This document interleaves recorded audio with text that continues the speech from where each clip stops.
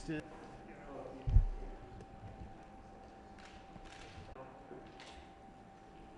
Thank you.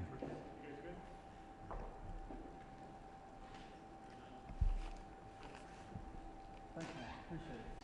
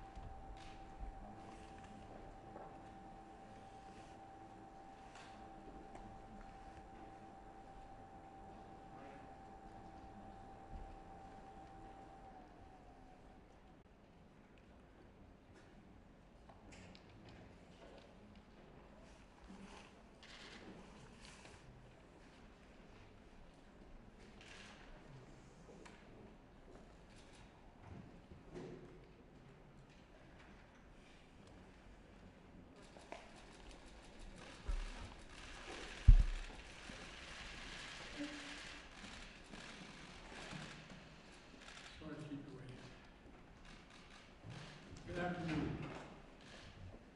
The Russian military has begun a brutal assault on the people of Ukraine. Without provocation, without justification, without necessity, this is a premeditated attack. Vladimir Putin has been planning this for months, as we've been saying all along. He moved more than 175,000 troops, military equipment, and positions along the Ukrainian border. He moved blood supplies into position, built a field hospital, which tells you all you need to know about his intentions all along.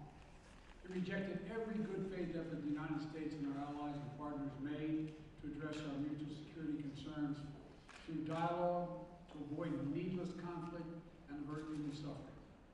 For weeks, we have been warning that this would happen.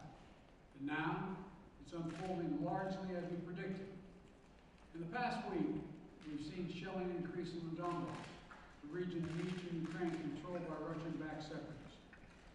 The Russian government has perpetrated cyber attacks against Ukraine. We saw a staged political theater in Moscow, outlandish and baseless claims that Ukraine was about to invade and launch a war against Russia, that Ukraine was prepared to use chemical weapons, that Ukraine committed a genocide without any evidence. We saw a flagrant violation of international law in attempting to unilaterally create two new so-called republics on sovereign Ukrainian territory. And at the very moment that the United Nations Security Council was meeting to stand up for Ukraine's sovereignty, to stave off invasion, Putin declared his war. Within moments, missile strikes began to fall on historic cities across Ukraine. Then came the air raids, followed by tanks and troops rolling in. We've been transparent with the world. We've shared declassified evidence about Russia's plans and cyber attacks and false pretexts so that there could be no confusion or cover-up about what Putin was doing. Putin is the aggressor. Putin chose this war, and now he and his country will bear the consequences. Today, I'm authorizing additional strong sanctions and new limitations on what can be exported to Russia. This is going to impose severe cost on the Russian economy, both immediately and over time. We have purposely designed these sanctions to maximize the long-term impact on Russia and to minimize the impact on the United States and our allies. And I want to be clear, the United States is not doing this alone. For months, we've been building a coalition of partners representing well more than half the global economy. 27 members of the European Union, including France, Germany, Italy, as well as the United Kingdom, Canada, Japan, Australia, New Zealand, and many others, to amplify the joint impact of our response. I just spoke with the G7 leaders this morning, and we're in full and total agreement. We will limit Russia's ability to do business in dollars, euros, pounds, and yen to be part of the global economy. We'll limit their ability to do that. We're going to stunt the ability to finance and grow the Russian military. We're going to impose and we're going to impair their ability to compete in high-tech 21st century economy. We've already seen the impact of our actions on Russia's currency and the ruble, which early today hit its weakest level ever in history. The Russia stock market plunged today. The Russian government borrowing rate spiked by over 15%. In today's actions, we've now sanctioned Russian banks that together hold around $1 trillion in assets. We've cut off Russia's largest bank, a bank that holds more than 1/3 of Russia's banking assets by itself, cut it off from the U.S. financial system. And today, we're also blocking 4 more major banks. That means every asset they have in America will be frozen. This includes VTB, the second largest bank in Russia, which has $250 billion in assets. As promised, we're also adding the names to the list of Russian elites and their family members that we're sanctioning as well. As I said on Tuesday, these are people who personally gain from the Kremlin's policies, and they should share in the pain.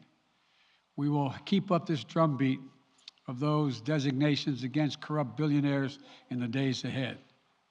On Tuesday, we stopped the Russian government from raising money from U.S. or European investors. Now we're going to apply the same restrictions to Russia's largest state-owned enterprises, companies with assets that exceed $1.4 trillion. Some of the most powerful impacts of our actions will come over time as we squeeze Russia's access to finances and technology for strategic sectors of its economy and degrade its industrial capacity for years to come. Between our actions and those of our allies and partners, we estimate that we'll cut off more than half of Russia's high-tech imports. It will strike a blow to their ability to continue to modernize their military.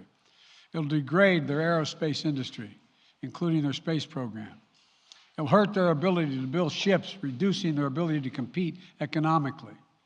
And it will be a major hit to Putin's long-term strategic ambitions. And we're preparing to do more. In addition to the economic penalties we're imposing, we're also taking steps to defend our NATO allies, particularly in the East. Tomorrow, NATO will convene a summit. We'll be there to bring together the leaders of 30 allied nations and close partners to affirm our solidarity and to map out the next steps we will take to further strengthen all aspects of our NATO alliance. Although we provided over $650 million in defensive assistance to Ukraine just this last year, let me say it again. Our forces are not and will not be engaged in the conflict with Russia in Ukraine.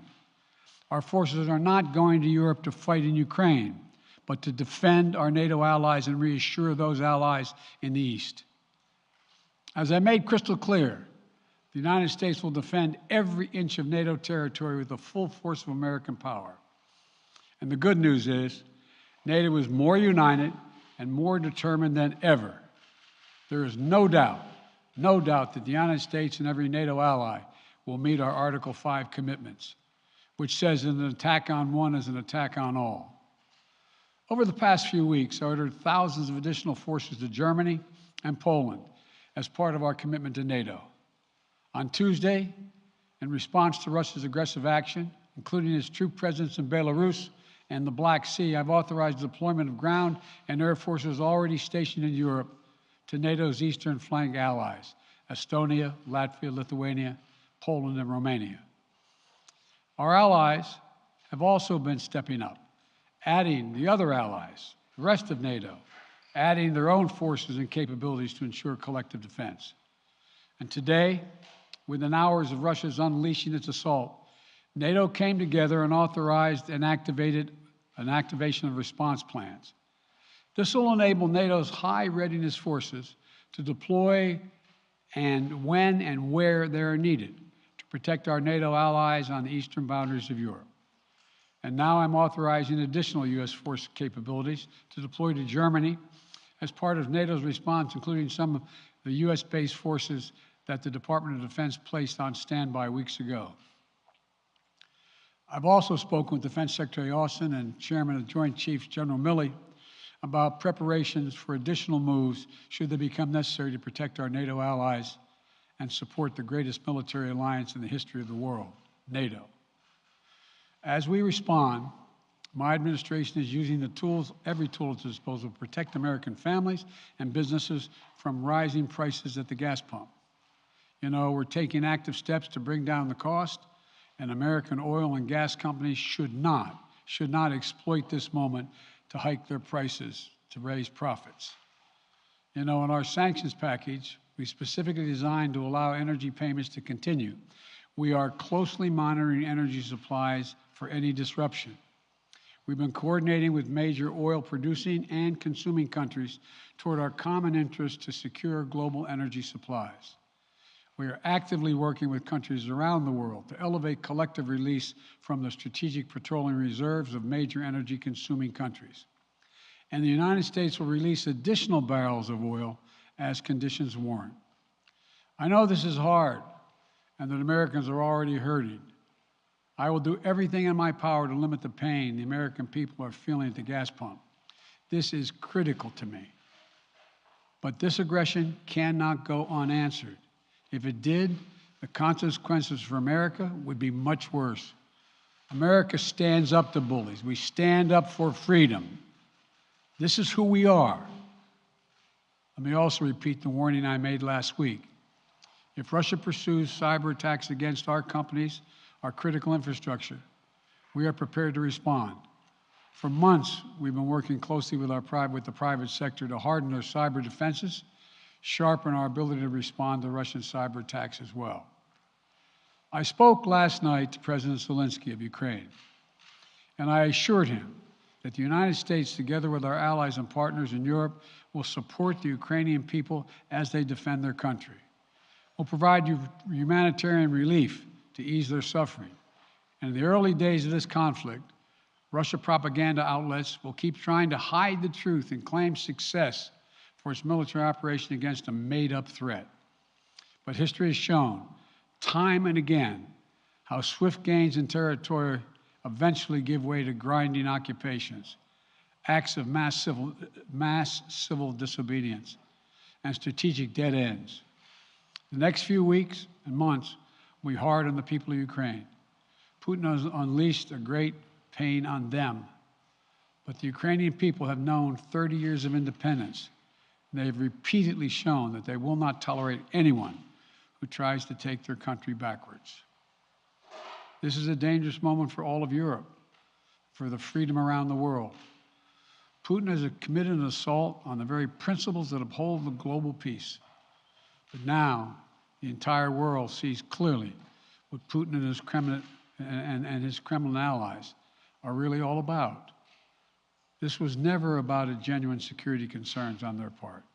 It was always about naked aggression, about Putin's desire for empire by any means necessary, by bullying Russia's neighbors through coercion and corruption, by changing borders by force, and ultimately by choosing a war without a cause. Putin's actions betray his sinister vision for the future of our world, one where nations take what they want by force. But it is a vision that the United States and freedom-loving nations everywhere will oppose with every tool of our considerable power. The United States and our allies and partners will emerge from this stronger, more united, more determined, and more purposeful. And Putin's aggression against Ukraine will end up costing Russia dearly, economically and strategically. We will make sure of that. Putin will be a pariah on the international stage. Any nation that countenances Russia's naked aggression against Ukraine will be stained by association. When the history of this era is written, Putin's choice to make a totally unjustifiable war on Ukraine will have left Russia weaker and the rest of the world stronger. Liberty, democracy, human dignity, these are the forces far more powerful than fear and oppression. They cannot be extinguished by tyrants like Putin and his armies. They cannot be erased by from people's hearts and hopes by any amount of violence and intimidation. They endure. In the contest between democracy and autocracy, between sovereignty and subjugation, make no mistake, freedom will prevail. God bless the people of a free and democratic Ukraine, and may God protect our troops. Mr. President. Associated Press, Zeke. So do you have any plans to speak with President Putin at this point? And what interactions have you had with the Russian government? I heard the first part. Do I have any plans to speak with Putin at this point, and what? What communications have you had with the Kremlin as far as military operations in Ukraine and making sure this does not spiral into a larger conflict? Well, it's a large conflict already. The way we're going to ensure it's not going to aspire to a larger conflict is by providing all the forces needed in the Eastern European nations that are members of NATO. NATO is more united than it's ever been, and I have no plans to talk with Putin. Wall Street Journal, Tarina. Mr. President, you didn't mention SWIFT in your sanctions that you announced. Is there a reason why the U.S. Isn't doing that? Is there a disagreement among allies regarding SWIFT and whether Russia should be allowed to be a part of it? The sanctions that we've proposed on all their banks are of equal consequence, maybe more consequence than SWIFT, number one. Number two, it is always an option, but right now that's not the position that the rest of Europe wishes to take. Cecilia Vega, ABC. Sir, sanctions clearly have not been enough to deter Vladimir Putin to this point. What is going to stop him?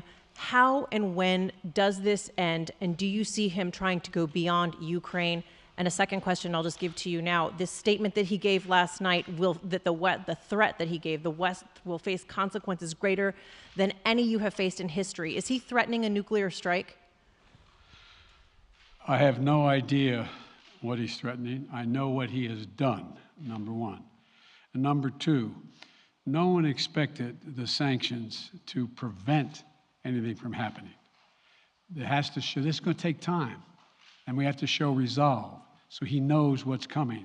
And so the people of Russia know what he's brought on them. That's what this is all about. This is going to take time. It's not going to occur, he's going to say, oh my God, these sanctions are coming, I'm going to stand down. He's going to test the resolve of the West to see if we stay together, and we will. We will, and it will impose significant costs on him. Will he go beyond Ukraine, sir? Do you see him going beyond? Yes.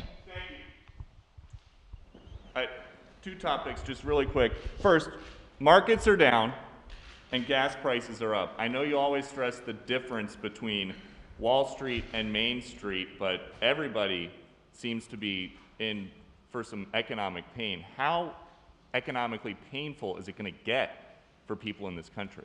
And I do have one more question. First of all, there's no doubt that when a major nuclear power attacks and invades another country, that the world is going to respond, and markets can respond all over the world.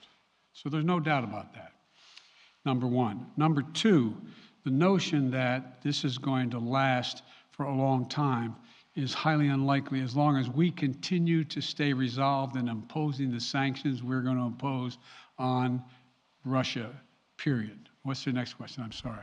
The next question is, did you underestimate Putin, and would you still describe him the way that you did in the summer as a worthy adversary? At the time, he was, I made it clear, as an adversary, and I said he was worthy. I didn't underestimate him. And I've read most of everything he's written. Did you read the, I shouldn't, I'm not being a wise guy. You heard the speech he made, almost an hour's worth of speeches, why he was going into Ukraine. He has much larger ambitions in Ukraine. He wants to, in fact, reestablish the former Soviet Union. That's what this is about. And I think that his ambitions are completely contrary to the place where the rest of the world has arrived. And with these ambitions, you're confident that these devastating sanctions are going to be as devastating as Russian missiles and bullets and tanks? Yes, Russian bullets, missiles, and tanks in Ukraine. Yes, I am. Thank you, President Biden. If sanctions cannot stop President Putin, what penalty can? I didn't say sanctions couldn't stop him. You've been talking about the threat of these sanctions for several weeks now. Yes, but the threat of the sanctions and imposing the sanctions and seeing the effect of the sanctions are two different things. They're two different things. And we're now he's going to begin to see the effect of the sanctions. And what will that do? How will that change his mindset here, given he's Because attacking it will so Ukraine weaken his country that he'll have to make a very, very difficult choice as to whether to continue to move toward being a second-rate power or, in fact, respond. You said in recent weeks that big nations cannot bluff when it comes to something like this. You recently said that the idea of personally sanctioning President Putin was on the table. Is that a step that you're prepared to take? And if not, it's not a bluff, it's on the table. Sanctioning President Putin? Yes. Why not sanction him today, sir? Mr. President? Why not sanction him today, sir? Mr. President, if I can, you detailed some severe and swift new sanctions today and said the impact it will have over time. But given the full-scale invasion, given that you're not pursuing disconnecting Russia from what's called SWIFT, the international banking system, or other sanctions at your disposal, respectfully, sir, what more are you waiting for? Specifically, with the sanctions we've imposed exceed SWIFT. The sanctions we imposed exceed anything that's ever been done. The sanctions we imposed have generated 2/3 of the world joining us. They are profound sanctions. Let's have a conversation in another month or so to see if they're working. Yes. Can I ask you about Zelensky? Sir, you spoke to Vladimir Zelensky yesterday, sir? What's the risk that we are watching the beginning of another Cold War, and is there now a complete rupture in U.S. and Russian relations? There is a complete rupture right now in U.S.-Russian relations if they continue on this path that they're on. And in terms of a Cold War, that depends. You have the vast majority of the rest of the world in total opposition to what he's doing, from Asia to South America to Europe to around the world. And so it's going to be a cold day for Russia. The idea, you don't see a whole lot of people coming to his defense. And are you, if I could follow up, sir, are you urging China to help isolate Russia? Are you urging China to help isolate Russia? I'm not prepared to comment on that at the moment.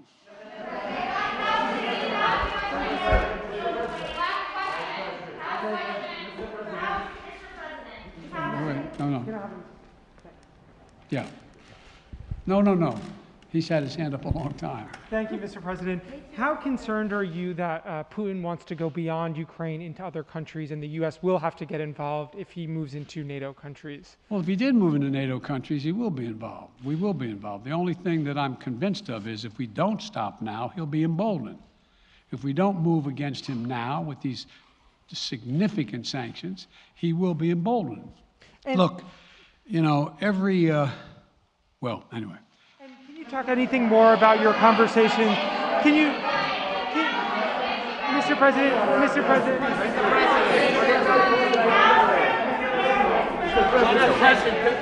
Why not sanction Putin directly today?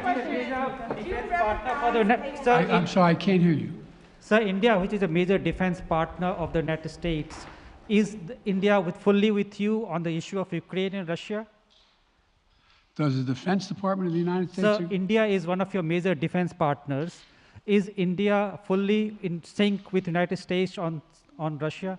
We're in consultation with India today. We haven't resolved that completely. One more question. Okay, thank you all very much. Thank you.